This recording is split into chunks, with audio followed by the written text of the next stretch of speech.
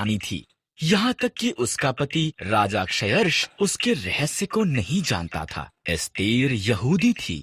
Esther का रिश्तेदार Mordecai महल में कार्य करता था और उसकी देखभाल भी करता था। क्षयर्ष के सलाहकार हामान ने एक बड़े इनाम को प्राप्त किया। वो बहुत घमंडी था। मोर्दकै के सिवा हर कोई उसके आगे सिर झुकाते थे। हामान अपमानित हुआ। उसने मोर्दकै और सभी यहूदियों को मारने की प्रतिज्ञा की। हामान ने क्षयर्ष को बताया कि यहूदी खतरनाक थे और उन्हें मारना चाहिए। क्षयर्ष सहमत हो गया और उन्हें मारने की एक योजना बनाई। मोर्दकै डर गया था और रानी एस्तेर को ये संदेश भेजा। मन को बदल, मोर्दकै ने कहा। अगर मैं उसके निमंत्रण के बिना जाऊं तो वो मुझे भी मार देगा। एस्तेर ने जवाब दिया, शायद तो इसी पल के लिए रानी बनाई गई थी। मोर्दकै ने कहा।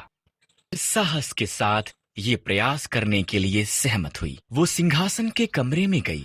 राजा क्षयर्ष उसकी सुंदरता से चकित हुआ और उसे अंदर निमंत्रण दिया। क्या हम हामान के साथ रात का खाना खा सकते हैं? उसने पूछा।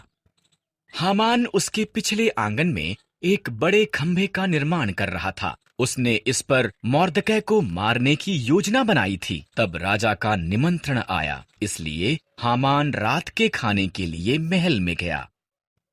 मुझे और मेरे लोगों यहूदियों को मारना चाहता है, एस्तेर ने राजा क्षयर्ष को बताया। कौन ऐसी बात करेगा? उसने पूछा। दुष्ट हामान, एस्तेर रोई। हामान, सिपाहियों, उसे मार दो। हामान उसी खंभे पर टांग दिया गया जो उसने मोर्दकै के लिए निर्माण किया था। एस्तेर के कारण यहूदी बचाए गए थे। उन्होंने एक बड़ा त्योहार मनाया जिसका वो आज तक भी जश्न मनाते हैं।